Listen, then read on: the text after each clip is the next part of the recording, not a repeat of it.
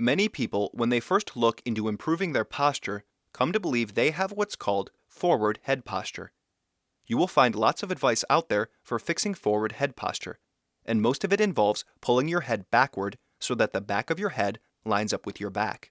That's not just bad advice, that is advice that can lead to serious harm and pain down the road. If you think you have forward head posture, you most likely do have postural problems, and those problems are not just in your head and neck, they're in your entire body, and especially in your torso. So let's look at the torso of a before and after picture concerning forward head posture. We can see that this man's head is pulled back in the after picture, but how has he accomplished that? He's done that by moving his lower ribs and the bottom of his sternum forward. This has caused the bend in his back to increase dramatically, because what he's really doing here is pulling the top of his ribcage back and down.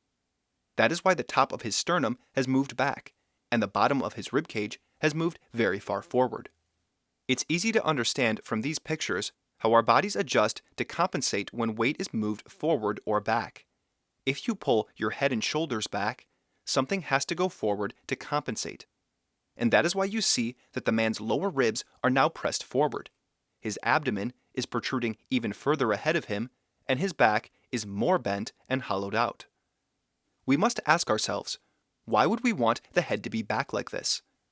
You might say the weight of his head is now more over the torso or heel, or that the weight is stacked better and not pulling him forward. But the weight of the bottom of his ribcage and abdomen has replaced the weight of his head. If you thought his head being forward was a problem, then his ribcage and abdomen being forward must certainly be just as much of a problem. Additionally, when the lower ribs are forward, the back is hollowed out and incapable of really providing support. This is what forward head posture completely misses.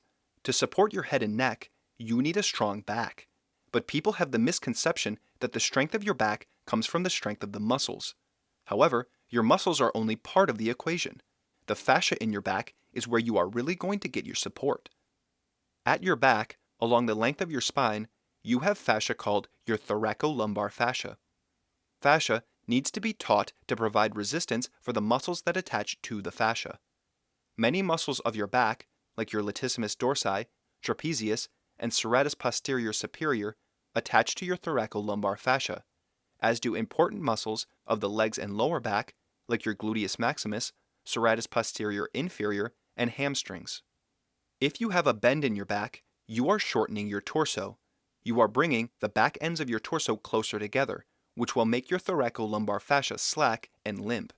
When your fascia is limp, the muscles that attach to that fascia will be forced to malfunction, because fascia is supposed to be taut. That means that if you shorten your back by maintaining a bend in it, your back will not have properly functioning muscles or properly functioning fascia. How is your back going to be able to provide your head and neck with support when nothing in your back is working properly? In pictures of people combating their forward head posture, you will always see that the person's torso is bent in both the before and after pictures, because the person has done nothing to correct their torso. When your torso is bent, your head either falls forward from the lack of support, which gets called forward head posture, or you rotate your ribcage back, which brings your shoulders and head back. But that backward rotation doesn't lead to more support or proper balance. It doesn't unbend your torso, it just takes you from forward head posture to forward rib posture. Forward rib posture is actually much more concerning, because the rotation of the ribs that brings the bottom of the ribcage forward induces a significant bend at your back, which destroys the strength of your back because it makes your fascia limp. Whereas if you get the weight of the lower half of your ribcage back and up, though your head will be forward of your back, your taut fascia will support your head and neck, and the rest of your body. I will show you what that looks like in a moment. We also need to consider the throat, though. When you pull your head backward to be more in line with the back, you will be restricting your airway. Your airway connects from the back of your lungs to the back of your nose. If you pull your head back and the top of your sternum back, you're actually deforming your airway. This picture shows the airway in blue. Your airway is a flexible tube, and when you pull your neck back, you are compressing the walls of that tube. You'll still be able to breathe, but when you engage in vigorous exercise or attempt to do something stressful, like make a public speech, that lack of a clear and open airway will lead to harmful habits around breathing, like the sucking in of air with your nose or mouth, and will impair your ability to perform at your best. Now I would like to show you some pictures of a torso in what I consider a much better condition, and I would like you to compare them with the torsos we've seen so far. Here's a picture of Masoero in the middle of a procedure where one hops their feet up off the floor while maintaining the poise of their torso. As you can see, his head is forward of his back, but his appearance is nothing like what you would see in someone displaying forward head posture. First, we can note that there is no bend in the lower back. Second, we can see that his sternum is not angled. Third, there is no stooping, as is common in those with forward head posture, because his ribcage is very high above his pelvis. So despite the fact that his head is forward of his back, he displays none of the normal problems of forward head posture. Because he has a long, unbent back, we know his thoracolumbar fascia is taut, and that's only possible because the bottom of his ribcage is back and up and not forward. His head being forward of his back is not a problem. It's actually helping him maintain such a long and sturdy back. However, if Masoero were to attempt to pull his head backward to be in line with his back, he would lose the support of his back. To keep his head backward, he would have to move the bottom of his ribcage forward, and that would not make him taller, that would make him shorter. That would not improve his torso, it would destroy its integrity, and he would find it almost impossible to hop his legs as he is here while maintaining the poise of his chest. We can also look at these pictures of me. You can see in the later picture that I've been able to flatten out my lower back. My sternum is no longer angled, and I've gained in stature. But my head is still forward of my back. Really, my head, arms, and upper torso would ideally be even further forward than what I'm showing here. But if I tried to pull my head back, as is often advised, my lower ribs would move forward. That would take my thoracolumbar fascia out of play, rotate my ribcage back, resulting in an angled sternum, and would likely force my pelvis to go into a faulty forward and down rotation like in the older picture here. You can also see in the older picture that my abdomen is protruding out in front of me, whereas it is not in the later picture. It's only possible for me to get the mid-torso back because I have the weight of my head and shoulders forward. I want to really emphasize this. The only way to maintain your abdomen and lower ribs back is to get the weight of the top of your ribcage, as well as your head and arms, forward. Look at most examples of so-called good posture, and you will see that their mid-torso, their abdomen and lower ribs, are very far forward of their ankle and are protruding out ahead of them. Why would we imagine that it's a problem to have your head forward, but then also believe it's desirable to have your belly and lower ribs falling ahead of you? There's no logic to it. This absurd pressing down of the ribcage that is often in before pictures of forward head posture is in no way an inevitable result of the head being forward of the back. In many examples of forward head posture before and after pictures, the before is fake in the sense that the person is just doing an imitation of forward head posture and not displaying an actual problem they had. In pictures like this, they will often force their ribcage down towards their pelvis. Naturally, that will look awful and result in bad posture, but that has nothing to do with the head really and is all about the torso. People out there are making completely unsupportable claims that if the head is forward of the back, that the weight of the head and neck will pull your ribcage down. But that's not true. We can see that for a fact in these pictures.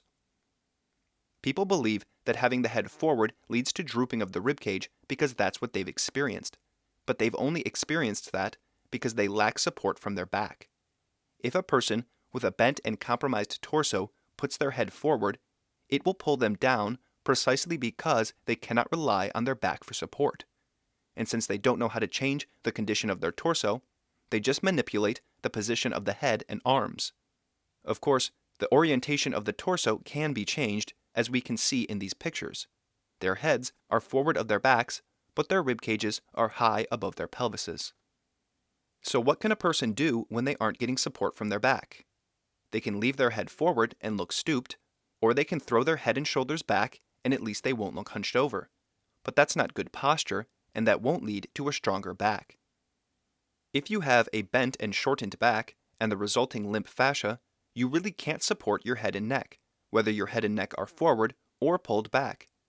If you don't address the torso, you are stuck with only bad options.